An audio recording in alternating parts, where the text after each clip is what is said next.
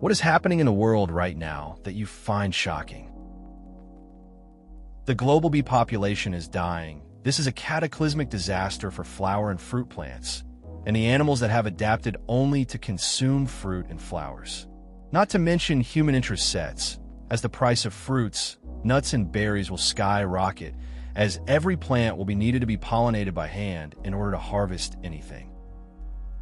That situation is pretty serious. I remember a time when we planted a garden, and we just assumed the bees would come. After realizing they were disappearing, we had to figure out how to pollinate some plants ourselves. It was a hassle, and honestly, it made me appreciate bees a lot more. It's wild to think about how much we rely on them for food and everything else. Buildings. Everyone talks about the carbon footprint of cars, industry, etc.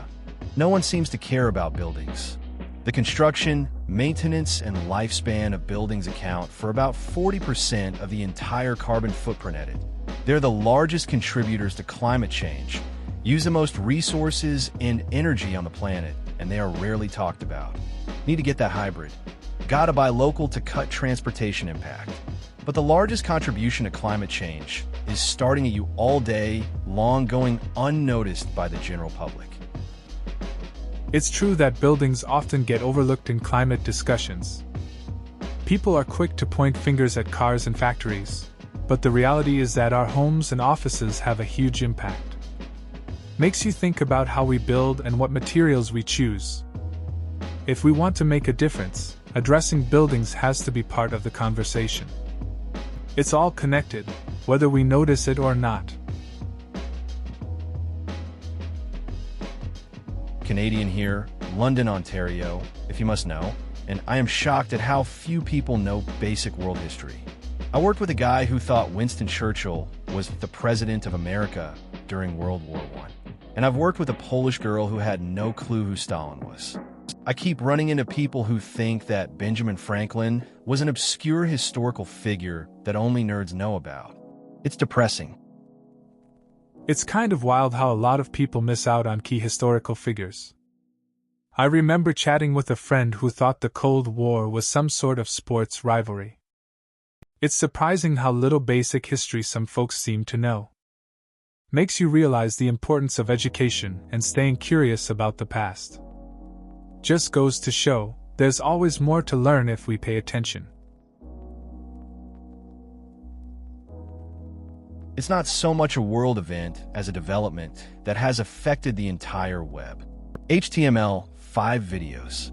Even with GIFs, people still post regular GIFs, when the video form is usually readily available in the same upload. When uploading to Imager, just change the URL to GIF instead of GIF, and voila! Your GIF loads several times faster thanks to HTML5 technology. Yeah, I remember when GIFs were the go-to for quick reactions. Then HTML5 came in and changed the game. It's kind of wild how people still cling to GIFs, even when the video option is so much better. I guess some just prefer the nostalgia or the simplicity. But honestly, it's all about what works for you, right? Video is just more practical now, but to each their own. I always visited my grandma once every week and stayed for like 3 hours each. I usually do most of the listening while she keeps herself busy making little snacks for me. It's the thought that counts. I would do the same for my grandpa too, but he is so far out. They're divorced. The irony is that grandpa is in worse shape than grandma. Last time I visited, he said, "This might be the last time I would see you again," and it broke my heart. I am currently in the States trying to have a career. I don't get to visit either of them anymore. Not like before when I was in my home country. It's tough when life pulls you away from family. Visiting your grandma and listening to her stories sounds comforting, even if it's just snacks and conversation. The situation with your grandpa is harder to think about. It's always that feeling of regret when you can't be there as much. Chasing a career can take you far, but the distance from loved ones can weigh on you. Hope you find a way to reconnect. Comcast switched my old router and modem combo to a new router/modem combo box. I went home and set it up and instantly saw what they were trying to accomplish with this shit. I couldn't for the life of me figure out how to turn the side channel off because they have it locked on their end. So in order to even change the router name, I had to call them and opt out of them using my connection as a public access point. I was beyond pissed. I immediately bought my own router and modem and haven't looked back since. What really pisses me off is that Comcast is charging people to rent these combos and then using the connections through them. Yeah, I get that. When I switched to a new provider, they sent me a fancy combo too. I thought it was cool until I realized I couldn't access many settings. I had to call support just to do basic stuff. It's frustrating when you pay for something, and they still control it. Ended up getting my own gear too. Never again with those rental scams. Just want my internet without all the extra nonsense. Diabetic man being found dead from a diabetic coma, sitting in a chair with a stack of job applications piled up next to him. Wow, shit got real. My has mental disabilities and is also diabetic. Currently she lives with my parents and they take care of her, but quite honestly I have no idea about if they receive any funding and the finer details of her care. I need to find out more. It's tough when health issues come into play. You want to help, but sometimes it's hard to know how. I get that feeling of wanting to look into things, like funding or care options. It's all a bit overwhelming. Hopefully, you can find the information you need to make sure she's taken care of. It's important to stay informed in situations like that. Sea turtles eat plastic bags, but what kills them is the resulting horrible tumorous growths in their bodies. Not only that, but they also have a harder time diving because the plastic just stays in their digestive system and floats.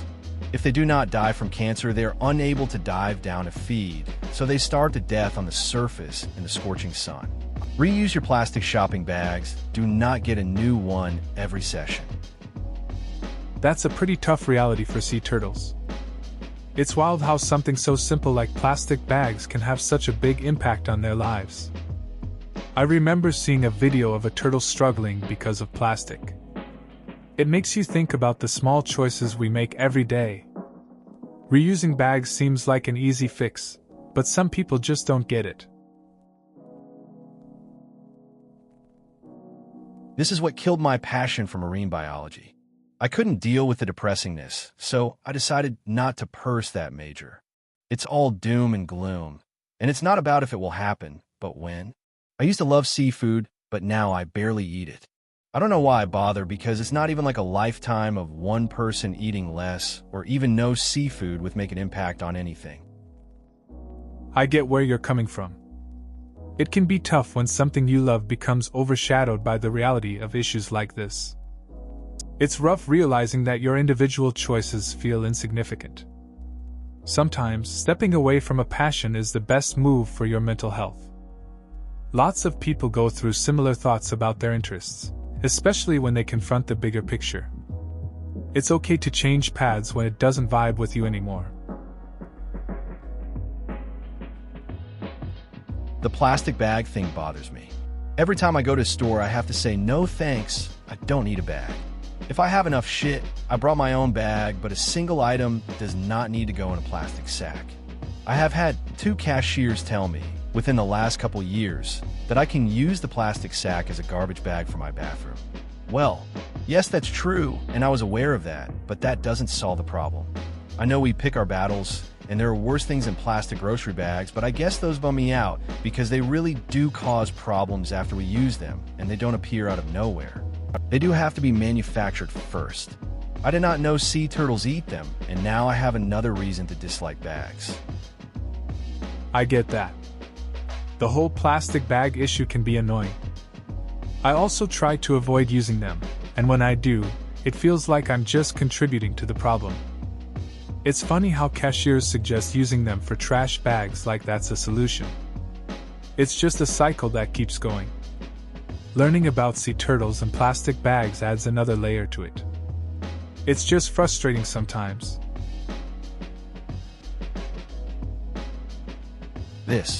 So many people I know knock vegans or anything that's made with a vegan substitute, but then turn around and say how we need to focus on climate change.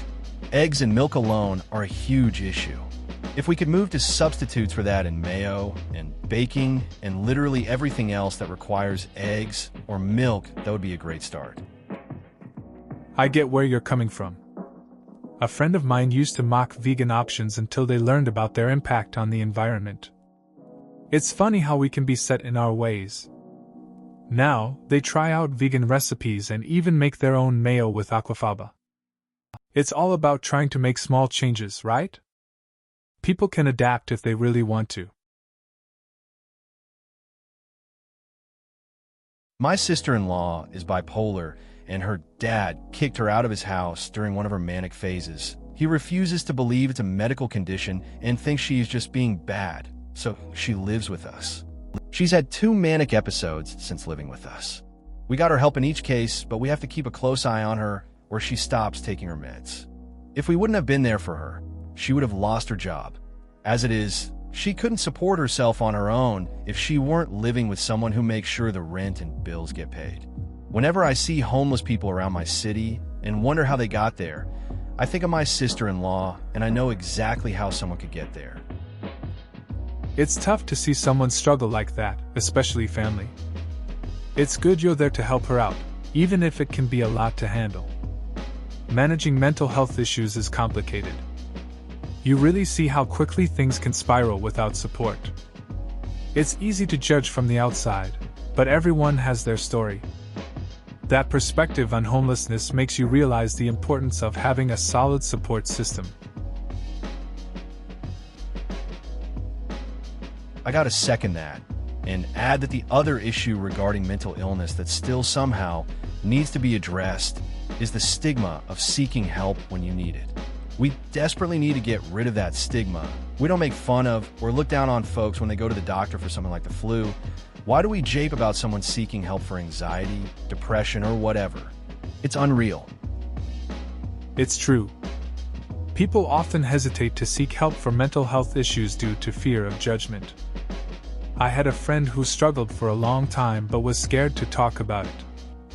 Once they finally reached out for support, it made a huge difference.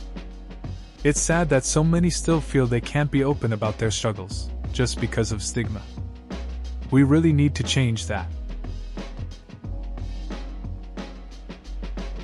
I live in South Korea and teach at a university that has a pretty active technology department.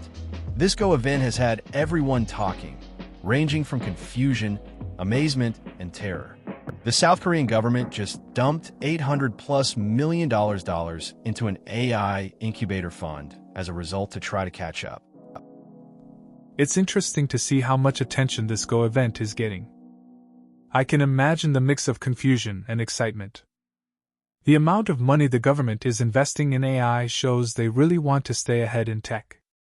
It feels like a pivotal moment for the industry, and I'm sure a lot of students are feeling inspired. It will be interesting to see what innovations come out of this. The overselling of how close we are to Universal Translator makes me doubt everything in this comment I know less about. We're not even close to putting human translators out of work for simple language pairs, English to German, to say nothing of more complex ones, English to Russian or Japanese. The guy above is right. There are exciting things going on, but anyone specifically excited by those inflated assertions about machine translation should temper their excitement quite a bit. We're a long ways away still from truly reliable real-time translation. Maybe not in terms of years, but it's going to take another quantum leap to get there still. I get where you're coming from. Technology often promises more than it delivers. I remember when friends were hyping up translation apps, saying they'd replace human translators. Then we tried it during a trip. It got the basics right, but the nuances were all off. It's nice to see progress, but we shouldn't get too carried away. Real communication is about more than just words, and that still needs a human touch. As a type 1, I get that all the time. Oh, you're diabetic? But you're skinny. Yeah, no shit. That's kind of telltale sign of my disease. While I've gotten used to it by now, it still sucks to know there's this ignorance of the difference, and that there are people who see me check/inject 10 plus times a day that think it's because I love Oreos. Which I do, but still. I get where you're coming from. It's frustrating when people jump to conclusions without understanding the whole picture. I've seen it happen with friends too. They get typecast based on looks or habits, and it can really miss the mark. It's like people forget that every situation is different. You can be fit and still manage a serious health condition. Just keep doing your thing and educating when you can. This is largely due to the state of the media. The news has a huge negativity bias because scared people are far more likely to tune in. Well, the flip side of this effect is that way more people are aware of lifestyle issues that contribute to cancer risk, like smoking, and way more people are talking to their doctors about symptoms, which leads to early treatment. It's interesting how the media shapes our perspectives. A friend of mine started paying attention to health issues after seeing negative news about cancer. They quit smoking and now regularly see their doctor. It's a simple change, but it seems to have made a difference in their life. Sometimes, the fear the media spreads does lead to positive actions, even if it's not the intent. It's all about finding that balance. Your comment is very similar to what I've heard my mother say. Her old doctor years ago had basically a standing order for antibiotics for her, where she could call and say, "I have another infection," and head to the pharmacy. I don't think she ever considered the hazards of long-term antibiotics. She's been complaining for 2 to 3 months now about a backache that she recognizes as a UTI, and even after 2 trips to the doctor, she hasn't been able to shake it. She's had zero confidence in this doctor since the very first visit with her, and this isn't helping. Sadly, with her Medicare, she's having problems locating a doctor that will accept it. Mine doesn't, unfortunately. Sounds like a rough time for your mom. It's tough when you can't find a doctor you trust, especially when dealing with ongoing issues. The whole antibiotic thing can be a bit of a nightmare too. It's frustrating when healthcare feels so complex, especially with insurance. I hope she finds someone who can help her sort it out soon. Just gotta keep pushing for better care, I guess. I used to suffer from a UTI every week from the time I was 18 until the time I was about 21. I didn't have insurance, so I would treat them at home every time. I would drink about a gallon of water, if not more per day. I also started taking cranberry supplements daily. I have not had a UTI since. It's been wonderful. Try upping your water intake. So many women I know do not consume enough water. Edit, I'm 26 now, so about 5+ years of not UTIs. That's a rough experience. Dealing with UTIs weekly sounds really uncomfortable. It's good that you found a routine that worked for you. Drinking a lot of water and taking cranberry supplements is pretty straightforward advice, but it seems effective. It's surprising how many people don't drink enough water. Glad to hear you've been UTI-free for over 5 years now. Simple changes can sometimes make a big difference.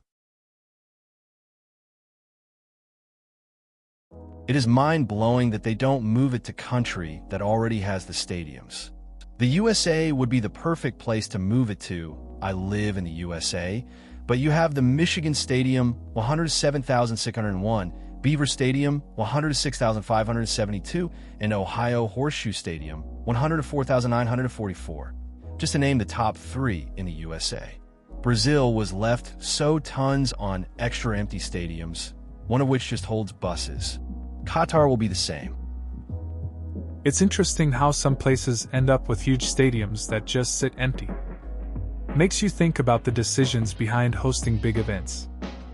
Using existing stadiums in the USA could really save resources and involve more fans. I mean, who wouldn't want to fill up those massive venues? It's kind of a missed opportunity for both fans and the teams that could benefit from the atmosphere. Energy-efficient buildings aren't enough. You can build a LEED platinum building in a totally disposable manner. But if it's cheaply made and built from low durability materials, it's going to degrade and you're going to have to repair it. But we don't like to repair buildings. We let them live for a few decades and then knock them down and replace them. That's horrifically wasteful. The modernists had surprisingly good ideas in the field of sustainability. Concrete, steel, glass. Monolithic materials that don't degrade quickly and can last almost indefinitely with proper upkeep, and hundreds of years without. If you want a sustainable building, you have to build it to be sustained. It's true. I had a friend working in construction who used to say the same thing. They'd build all these fancy new buildings, but half of them needed repairs within a few years. He often talked about using durable materials instead of cheap stuff. It made sense. If you want something to last, you can't skimp on materials. It's interesting how our approach to building really impacts sustainability in the long run. If the entire existence of the world was compressed into 24 hours, the human race would only have been on Earth for 3 seconds. In 3 seconds, we've taken billions of years of terrestrial development and ruined everything around us. We pride ourselves on our intelligence, yet we're too stupid to care for the things that keep us alive. That's an interesting way to see things. It really puts our time on Earth into perspective. Sometimes, it feels like we're just here for a moment, and the damage we've done is clear. You'd think with all our intelligence, we'd do better at being stewards of the planet. It's a reminder that even small actions matter in the grand scheme of time. Makes you wonder what the future holds. Yeah, we use the plastic bags as garbage bags, but that doesn't really fix anything if you're using them for that purpose a lot. Instead, we reduced our garbage output by composting / recycling / using reusables instead of single-use items. So now we only throw out a grocery bag worth of garbage in a week, while most people I know go through them every day. Unfortunately, to a lot of people, that sounds like too much work with no immediate payoff. It's interesting how some people view reducing waste as a hassle. I had a friend who made the switch to composting and reusables. At first, it seemed like extra effort. But over time, he realized how much less garbage he was dealing with. Seeing that change really made him feel like he was contributing in a positive way. It's all about finding that balance, I guess. Oh man, the number of times this happens in niche hobby subs is outright staggering. Company X hates their customers because they just raise prices on item I need for this hobby. Well, actually the cost of resource ABC just spiked, so that could be the reason why. You're right. Hey everyone, look at this Company X shill over here. And downvotes ensue. It's a real gas. I've seen this kind of thing play out in different places. A friend of mine was really into a specific video game series. Every time the developers made changes, people would freak out. Some just wanted to vent, while others tried to back up the developers' choices. It got messy, with a lot of name-calling. Kind of funny how the internet brings out these reactions, even over something just meant to be enjoyable. I've been accused of being a paid operative before. People were talking about how horrible McDonald's is, and I chimed in, hey, McDonald's is delicious. I know it's unhealthy, but it tastes nice. Just don't eat a ton of it, and so on. People started saying I was a paid shill for MCDs and replying /r/hail corporate and all that jazz. Just because I'm willing to admit that I enjoy fast food. It's funny how passionate people can get over food. I remember a time when I said I liked a popular snack that others criticized. Suddenly, I was getting called a sellout for just sharing my opinion. I don't get why enjoying something simple like fast food or snacks leads to accusations. People just need to chill and accept that tastes vary. Enjoy what you like, and let others do the same.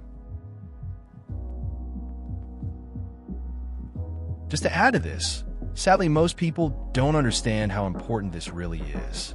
I'm Canadian, and I've spent most of my life struggling with mental illness.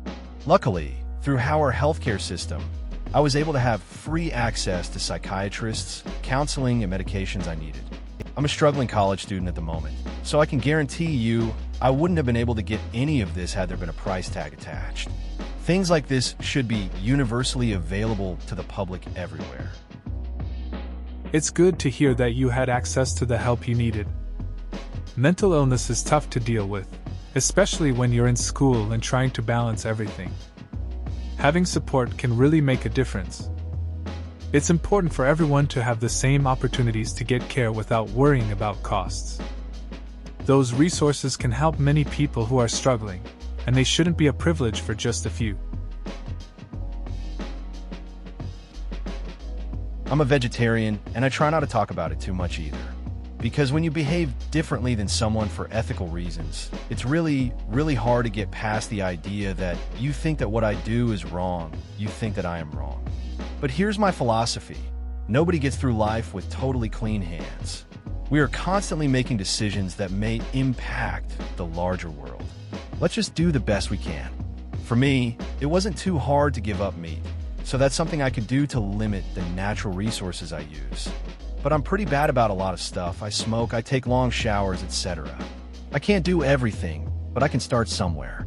If someone else decides that the thing they can do is eat one meatless meal a week, or volunteer somewhere, or get involved in local politics, that's great too, and I think we're all on the same side. That makes sense. It's tough navigating choices. Everyone has their own way of living. You do what you can to feel like you're making a difference. And yeah, small changes can add up. It's all about progress, not perfection. Like you said, we all have our flaws, and that's part of being human. Supporting each other, no matter how small the effort, is what really matters. It wasn't a year after I met my best friend that his sister ended up in the hospital because she was extremely sick and in pain. I don't remember exactly what happened, I was 11, but her pancreas had basically died from a disease. She has had an insulin pump ever since. There was a time around 8th grade that her school was sending a bunch of the class to the state capitol for a field trip. They informed her mother that she couldn't go because of her diabetes. I have never in my life seen someone go from collected to furious so fast. She had the superintendent of the school district on the phone minutes later complaining of discrimination. He found a nurse to go with the class, apologized for the problem, and personally went to the school to make sure she was on the bus to leave. And I'm pretty sure he had words with the vice principal that said she couldn't go. That's a tough situation for your friend's sister. I can't imagine dealing with something so serious at a young age. It's pretty messed up that she was initially denied the chance to go on that field trip because of her condition. But her reaction was impressive. It shows how strong she is and how important it is to stand up for yourself. Glad to hear things worked out in the end. Lots of people like to pretend they know more than everyone else because my dad has it. I had a very nice, smart, friendly girl adamantly tell me in high school that I was not taking correct measures to deal with my type 1 and that she knew better because her dad had it. I'd be lying if I said I never did this myself, albeit not with health concerns, but it's just ignorance. I'd also be lying if I didn't loathe the idea of her for that week. Everyone is ignorant at something, more than likely, as this thread has proven, much more than just one something. Doesn't make them stupid, doesn't make them bad people, just further proves that we are, well, human. It's funny how often people think their experiences are universal. I had a friend in college who was convinced he had the best advice for everything. He once told me how to handle a tough class because his brother had been through it. I rolled my eyes but didn't say anything. Sometimes it's just best to let them think they know. We all have our blind spots. That's just part of being human. Starving kids with distended stomachs don't need $1 a day. They need a hospital. It was actually quite encouraging to see what NGOs like World Vision actually do. rather than what their ads imply. I met someone in Thailand who had been a sponsored child, and she was finishing up her pharmacy degree.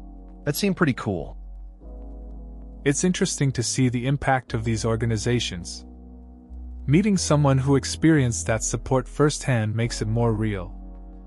It's easy to just see the ads and assume it's not effective, but then you hear the stories. That girl in Thailand is a solid example of how help can lead to real change. It's a reminder that sometimes, a bit of support can turn things around for someone in need. Like /r// skincare addiction and CeraVe. Anytime someone asks about a moisturizing product for sensitive skin, CeraVe gets thrown at them. It's comical how much it gets mentioned. The mods name drop it like their life depends on it. It's especially fishy considering it's a mediocre product. It's no better than a million other drugstore moisturizers. And there are so many more effective things you could do. But no, CeraVe is always the top comment. I get what you mean. It's like there's some unwritten rule to bring up CeraVe whenever someone mentions sensitive skin. I remember a friend asked for advice once, and it was just this flood of CeraVe recommendations. It's just a moisturizer, right? Like, there are tons out there that do the job just fine. I dunno, maybe people just like the hype? It's a bit of a routine at this point. I think what the other poster is trying to say, and what I believe, is that it goes both ways. Your gut affects your brain, and your brain affects your gut. Both are connected via the peripheral nervous system, which is just like the central nervous system in a lot of ways. It's almost like your brain really includes your spinal cord and everything which connects up to the brain through that channel. It's interesting how our body and mind interact. I've noticed when I'm anxious, my stomach feels off, and when I'm relaxed, everything seems fine. It's like they're talking to each other. Sometimes, I just take a moment to breathe and it helps both my thoughts and gut feelings. It's a reminder that we can't ignore one part of ourselves. Simple as that. Brazil is the big fat one, and Peru Chile is the long skinny one, and Argentina is the medium one. There are a bunch of others, but I think 3 is enough to know. Edit. I'm an idiot. Chile is the skinny one. Peru is the knob on the skinny one. Now you know 4, which is really enough for one continent, especially a directional continent, I think. It's funny how we remember geography. I once confused countries too. This friend of mine thought Canada and the US were the same place for the longest time. We just joke about it, like how could anyone mix them up with all those borders? We all have those moments though. It's all part of learning and laughing together. Just gotta keep it chill. Oh god, CeraVe. I believe the hype when I first discovered /r/ skincare addiction and tried it thinking it would be the end to all of my dry as the proverbial desert skin woes. Nope. Dried me the fuck out even worse than the expensive $60 tube of fancy moisturizer I was using before. I oil cleanse these days. For a $3 bottle of avocado oil, my skin is amazing now. Of course, without /r/ skincare addiction, I wouldn't have discovered OCEM either, so it's not all bad. The CeraVe hype in that sub is out of control though.